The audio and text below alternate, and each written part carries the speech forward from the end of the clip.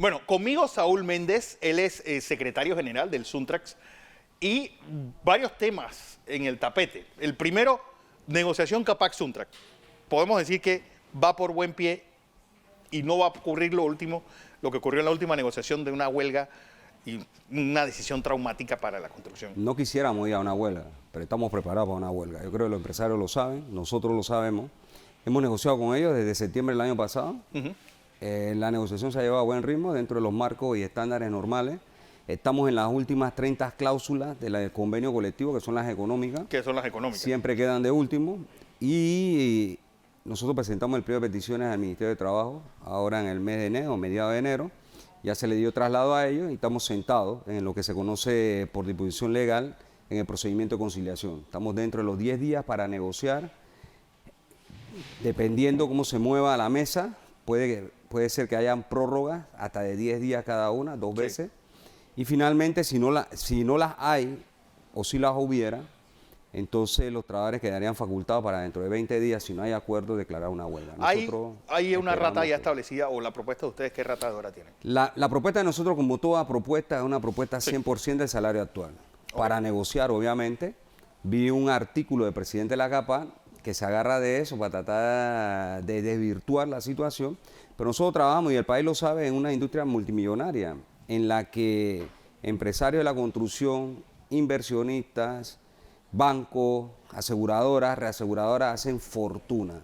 De esas fortunas que generan los trabajadores laborando, les toca la menos, les toca lo que nosotros llamamos las migajas. Esas migajas hay que pelearlas duro. Entonces, cada vez que vamos en una construcción, ¿qué porcentaje realmente es el salario de los trabajadores? Eso puede representar, si acaso, entre el 15 y el 20% del total de la obra. ¿Y cuál es el rubro más grande? El rubro más grande es materiales de construcción, y la especulación es el rubro más grande de todos los males que tiene el pueblo panameño, ¿me explico? Porque esas casitas que antes costaban 12.000, 13.000, 15.000 dólares, que llamaban de interés social, hoy están en 60.000 dólares. Pregunta por qué. Y la verdad es que ahí se amasa una fortuna inmensa. Nosotros en una gráfica estilo triángulo, así están las ganancias y así están los salarios. Es decir, este es un país desigual por donde se vea, y eso no solo le pasa a los trabajadores de la construcción, a pesar de que hemos mejorado nuestras condiciones de trabajo en función del convenio colectivo, que es una forma de distribuir la riqueza que se genera en el sector de la construcción. Lo que ocurrió con el salario mínimo no le está indicando a ustedes por dónde vienen los tiros. Bueno, el tema del salario mínimo, que es otro gran, yo diría la gran estafa, en función de cómo se está discutiendo. Y Suntra ha propuesto a conocer y revisar la forma en que se está discutiendo esto, porque sentimos que hay una burocratización del tema y en donde no participan las masas. Y yo creo que eso debe participar las masas en estas discusiones. Esto tiene dos fenómenos a mi juicio. Primero, los trabajadores que estamos organizados y sindicalizados no nos beneficiamos del salario mínimo. Es decir, el salario mínimo no le toca a los obreros. Convenciones colectivas por encima del salario mínimo. Entonces, los trabajadores que sí se benefician no se movilizan. Pero entonces, hay que ver cómo se movilizan esa gente para negociar un salario mínimo que en realidad sea acorde con el costo de la vida. Pero a la larga, uno ve, y el país, el gobierno se está ufanando de haber mantenido la inflación por debajo del 1%. Es decir, que si tomamos en cuenta la indexación, no debería haber incluso aumento de salario, porque según el gobierno el costo de la vida no ha aumentado nada. Sí, pero es que acuérdate que aquí hubo un desfase de casi 30 años en que no hubo aumento de salario. Y el problema de la especulación, como lo acabo de decir, que es el mal de los panameños, mientras que no se refleja en inflación, ¿sí?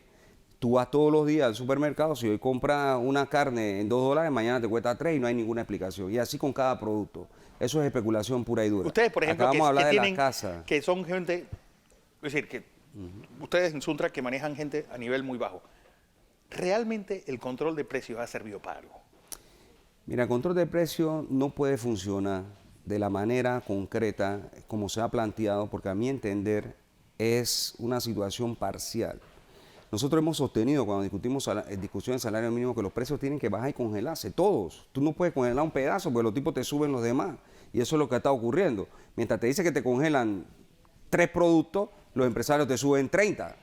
Entonces, obviamente, eso no puede compensar. Tú tienes que bajar los productos al precio razonable en el que ellos tengan ganancias, congelar eso, entonces subir salario. ¿Qué pasa con estos famosos aumentos? Estos famosos aumentos no llegan a ser aumentos, son ajustes al salario mínimo porque está desfasado con el costo de la vida. Lo que hoy se gana en salario mínimo no satisface la demanda de una familia de 3.3 personas, que son las últimas estadísticas que dice la Contraloría que existe. Por una familia de 3.3 personas, de las cuales generalmente tienen como cabeza de familia una madre soltera que anda... Eso es posible. Con unas pensiones alimenticias que son un Así es. Y además, si es trabajadora de esta doméstica, gana $250 mensual. O sea, eso no alcanza. Entonces, ¿qué pasa? Panamá es un país muy rico, porque Panamá no es un país pobre. Aquí se generan suficientes recursos para que la población panameña tuviera Pero una ¿por qué calidad de vida entonces nosotros digna? tenemos, a pesar del salario mínimo más alto, un sistema educativo paupérrimo, un sistema de salud pues casi en lata, muchas comunidades sin agua potable, a pesar de un país que dura 9 meses al año? Transporte público. Un transporte público desastroso. Entonces, carretera. ¿qué hace un gobierno si no está satisfaciendo exactamente esas son las necesidades del pueblo o de los más desvanecidos del país? Cuando discutimos el problema de la ampliación del canal, nosotros lo que decíamos es que esa plata, en vez de meterla en el tercer huevo de Clusa, debió haber venido a resolver el déficit que existe con la sociedad panameña. Ese déficit de educación, salud, vivienda, carretera, agua potable y demás. ¿Qué es lo que está ocurriendo? La fortuna que se están generando en Panamá la acumulan 115 familias. Sí. Esas 115 familias tienen aproximadamente unos 5.000 millones de dólares a su haber. El resto del recurso que se está generando tiene que distribuirse entre los que trabajan. Los 3 millones. Entonces, obviamente, eso no da una respuesta satisfactoria. Y los gobiernos, porque esto no es un problema solo de este gobierno, sino de los gobiernos, todos, entonces, obviamente, no están por las necesidades del pueblo. Pero están cuando tú ves, por Saúl, una administración que genera negocios para quienes financiaron campañas. Cuando tú ves todo el destape que ha habido, una especie de striptease político de la realpolitik panameña, donde tú ves que de buenas a primeras a un diputado se le sube de 4.000 a 30.000 mensuales su planilla. Es decir, aquí se hablan de miles de dólares como si estuviéramos hablando de pesos colombianos. Millones. O estuviéramos hablando de bolívares. Es decir, estamos hablando de que un diputado maneja una planilla de $360.000 al año. Fíjate, y eso es igual que antes se llamaba partidas discrecionales, circuitales, partidas, de todos los nombres que le ponen. Al final ellos buscan una forma para sacar la plata y hacer politiquería. Nosotros lo que hemos dicho es que este es un país, un Estado convertido en una mafiocracia en el que todas estas cosas funcionan para los controles, para los poderes, pero ¿de quién? Del capital. Entonces, al que le toca administrar, hace exactamente lo mismo. Ocurrió en el gobierno pasado, donde compraron no sé cuántos diputados, ocurrió en el anterior, que le llamaban los tránsfugas, y así sucesivamente. Ahora, en el llamado pacto de gobernabilidad, se repartieron $30.000 cada diputado. ¿Para qué? Para cogobernar el PRD, los cambios democráticos, los arnulfitas, los independientes y los que están ahí. Pero ustedes creo que es el único partido que no está manejado por diputados. Así es, por ahora. Eso es una especie de asambleacracia o diputacracia, no sé cómo le llamarán. Al final, todo eso a ese son aborto piones. Que estamos saliendo. Al final, todo eso son piones, Fernando.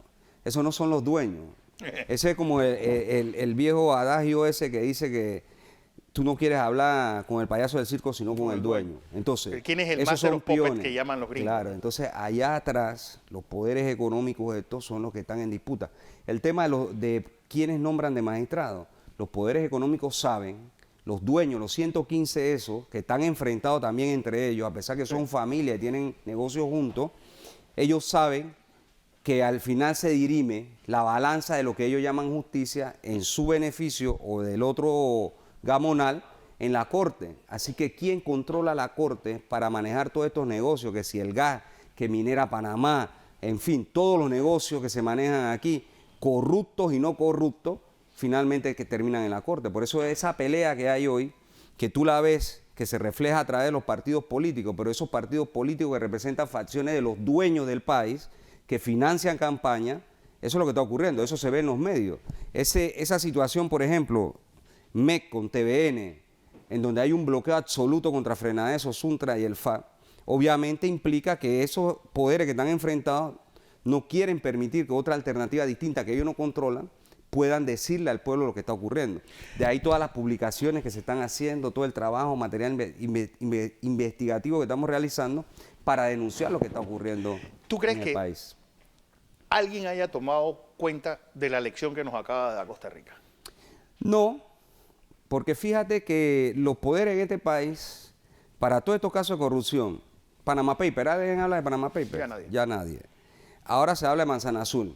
Ya Odebrecht está pasando al pasado. En Manzana Azul hay más de 40 contratistas nacionales y transnacionales que están involucrados en eso. No, pero aprueban una ley que llaman de delación premiada para que los tipos devuelvan parte de la plata, se queden con la otra, no vayan presos y lavaron su cara. Y eso le llaman justicia en este país. O sea que ellos están apostando todos, ojo, todos, enfrentados o no, los poderes económicos, los peones de los partidos políticos que hemos ya mencionado, tradicionales, ellos están apostando a que ellos no van a ir presos, a que se van a quedar con parte de la plata y finalmente a eso le llamaron justicia. Esa es la mafiocracia a la que nosotros estamos hablando y estamos denunciando.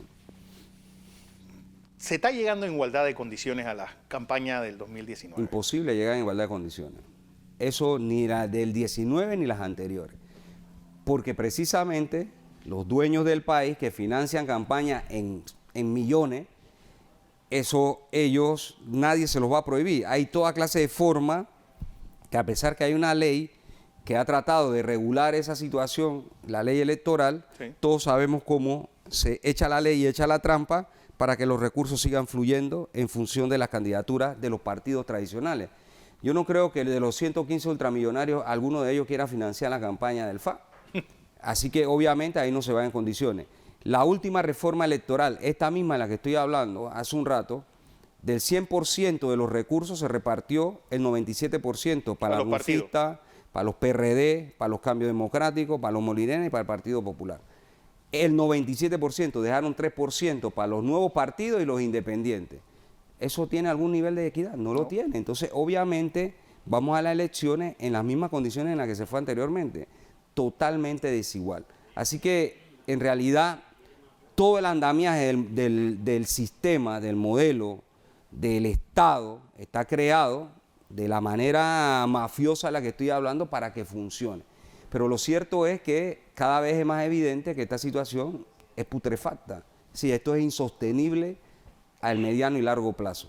¿Tiene capacidad de maniobra? Tiene capacidad de maniobra, no tenemos duda, sí, pero es una situación en la que los dueños del país están involucrados en corrupción. Los peones, que son los que están en toda esta partido político, hacen gobierno, están montados en la asamblea, están montados en la presidencia, están montados en el órgano judicial, magistrados, jueces, etcétera. Obviamente todo eso cada vez queda más evidente que está descompuesto. Lecciones de Costa Rica con una lectura indirecta a Chile. Abstencionismo alto, principalmente entre menores de 30 años. Mira, el tema es que los que manipulan creen que los pueblos son tontos y no lo son. Los pueblos en nuestra América han tenido un despertar y eso ha concitado a los gobiernos progresistas que se han dado en determinados momentos. En la mayoría de todas estas llamadas democracia, por ejemplo la colombiana, ahí vota menos del 30% de los ciudadanos. Entonces, sí, eso no tiene credibilidad, pero es el único mecanismo que después te venden en todos los medios que hubo democracia con 30% que fue a votar y el 70% se abstuvo y esa es la regla del juego en función de la situación que es ilegítima. Los pueblos saben que ahí no está la salida, porque si fuera por voto, por lo menos del año 90 esta parte ya nosotros deberíamos tener resueltos los problemas. El pueblo ha salido a votar cada 5 años y sus problemas siguen agravando. Y son los mismos de 1990. Prácticamente agravado, quizás, agravado, porque la situación, por ejemplo, en seguridad social es cada vez peor.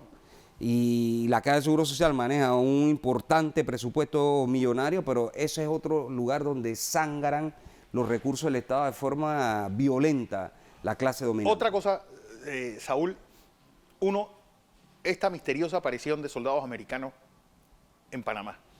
400 y algo, que me dices que ya están en Darién. Así es, y que por los próximos 6 meses, y todo esto se negocia a espaldas del pueblo panameño. Pero es que lo que no entiendo es asalto de qué están aquí. Asalto de los vendepatrias de siempre, de toda la vida, de 1903 a esta parte, que han propugnado porque la presencia militar esté aquí, ¿verdad? Norteamericana, para preservar los intereses de los privilegiados, por un lado, y por otro lado, los intereses geopolíticos norteamericanos. En estos momentos, sí, hay un recorrido en América Latina, obviamente tratando de coalicionar el resurgimiento de los gobiernos de derecha.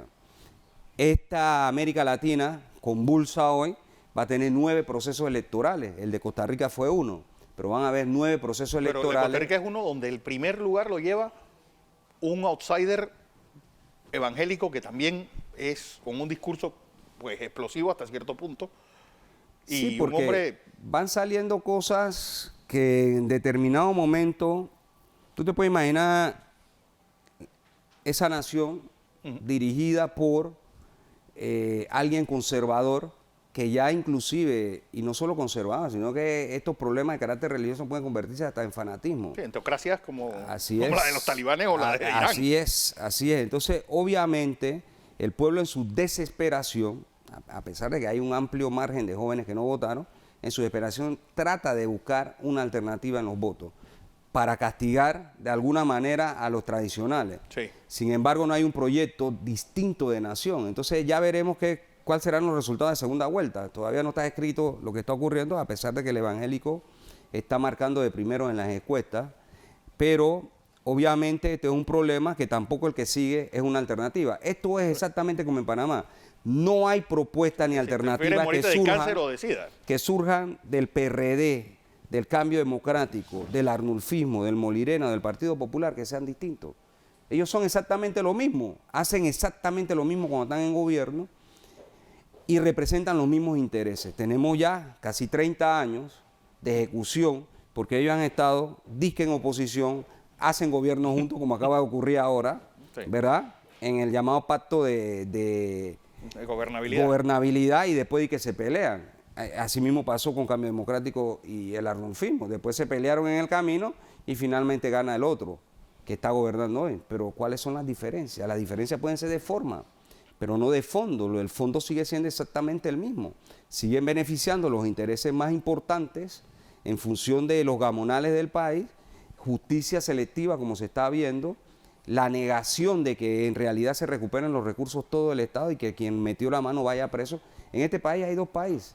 Si yo salgo y robo, debería estar en la joya. Eso es lo que le hace a cualquier ciudadano común. Pero un gamonal robó, le dice, no, ven a lavar tu cara, entrega parte de la plata, di que sapeaste a alguien y vete para tu casa, no ha pasado nada. Entonces, eso no puede ser justicia. Porque la gran, ¿sabes?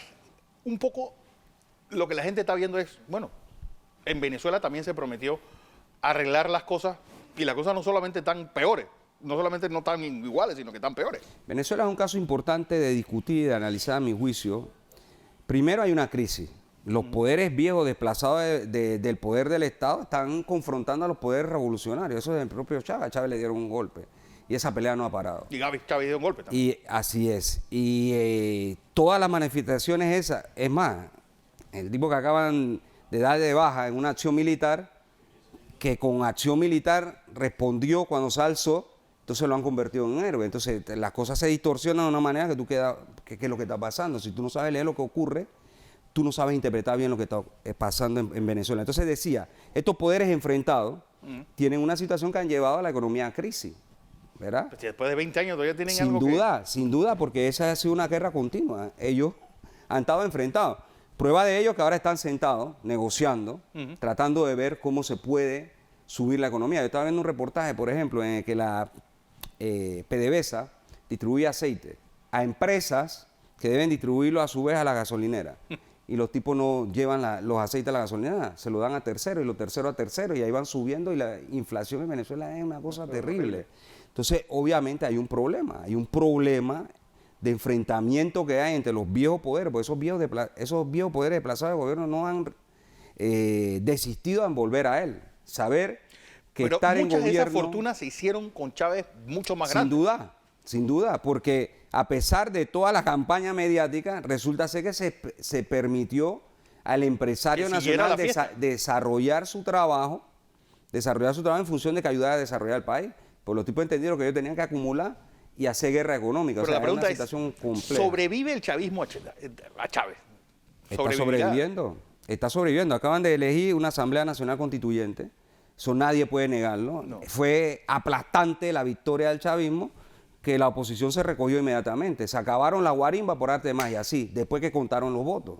A pesar de todo lo que se quiera decir mediáticamente, el pueblo mayoritariamente venezolano apoya el proceso. Pero 2-3 millones de venezolanos fuera, ese puente con Colombia, pues parece... Como suele ocurrir en los países cuando hay problemas de esta naturaleza. Está ocurriendo en Siria. En Siria la gente se sale porque hay una guerra, Hay ¿verdad? una guerra, pero en Venezuela igual tiene hay una guerra cifras de económica guerra. En Venezuela, sí. 25.000 muertos al año. al año De y crisis, contando. hay un shock de crisis en la economía que afecta y obliga a la gente a migrar. Obviamente estos problemas se dan fundamentalmente cuando hay ese tipo de crisis en los países y no son nuevos. Es que en Nicaragua cuando había guerra los nicaragüenses migraron también. Así que esta es una situación que se da normalmente en todo el mundo cuando hay problemas internos en los países. ¿Qué va a pasar con nosotros este año, Saúl? La verdad es que esto se va a seguir agudizando como nosotros lo entendemos. A mediados de año ¿Ese divorcio realmente de la Asamblea y el Ejecutivo es real o es jugando para la grada? Nótese que aquí no hay vergüenza. Igual da que hagan este espectáculo que acaban de hacer y que mañana se sienten de nuevo y digan, no, vamos a volver al pacto anterior. O que se mantengan las aguas como están, porque están a año y medio de que vengan las elecciones, casi un año, y entonces ya todo el mundo agarra su esquina y empieza de que yo te digo, tú me dices, a ver quién puede captar el descontento de la gente o parte de ello para ser electo. Estamos viendo lo patético que ocurre los años antes de la elección en este país.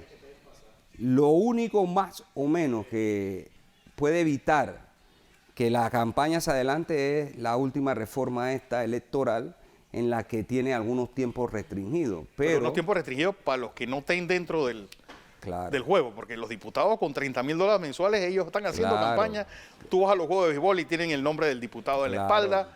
Vas a tal lugar, dice que el diputado te hizo tu acera. Mira, Correa, el año pasado estalló en la Asamblea de Diputados un escándalo, tú lo recuerdas. Hacen cheque a nombre de gente pobre, de $10,000, $20,000, le dan $50 a la persona que lo cambió, ellos se llevan el resto. ¿Eso se ha investigado en este país? No se ha investigado. Esto está podrido por donde sea, hermano. Entonces, o sea, esa es nuestra realidad. ¿Qué falta a mi entender? El pueblo lo tiene clarito, porque cuando tú hablas con la gente del Pero el pueblo lo tiene dice, clarito, ¿y de dónde salen toda esta gente? Los Muñoz y las Batilén Levy, toda esa gente no sale por arte de magia, sino por votos populares. Lo que quería decirte es que el pueblo tiene clarito el diagnóstico, lo que no tiene claro es la salida. ¿Sí? Porque cuando tú hablas con el común del pueblo, te dicen, no, esto está podrido, esto no sirve, son iguales, bla, bla. Claro, el fenómeno está, y tú lo sabes, porque tú manejas medios, que cuando se meten estas campañas millonarias, y la repartidera de plata y de saco de cemento y de hoja de zinc y de carro y de casa últimamente, ese clientelismo más toda la campaña mediática lleva a la gente o a un sector de ella a las urnas. ¿Y a quién va a escoger? Va a escoger con el que se comprometió por la plata, por el saco de cemento, por la hoja de zinc, etcétera. Que él vendió su voto, ya no puede reclamar más. Entonces eso lo limita desde el punto de vista inclusive moral, hacerle un reclamo. Yo te digo, yo hago un ejercicio en los proyectos, cuando voy a los proyectos con los compañeros, le digo, la gente dice, bueno, ¿por cuándo vamos a resolver el problema de las jubilaciones especiales? Otro problema que tienen los gobiernos de la Constitución dice, pagamos muy alto el impuesto sobre la renta. Digo, ¿cuántos de ustedes escogieron diputados? Levanten la mano sin pena. Y la gente levanta la mano. Y después le digo, ¿cuántos de ustedes han ido a donde el diputado que ustedes escogieron, que son los que hacen ley, a decirle que necesitamos esto? Y la gente se echa a reír porque ve eso como irreal. Dice, ¿cómo vamos a ir de esos tipos si esos tipos no nos van a atender? Entonces, ¿por qué votas por él?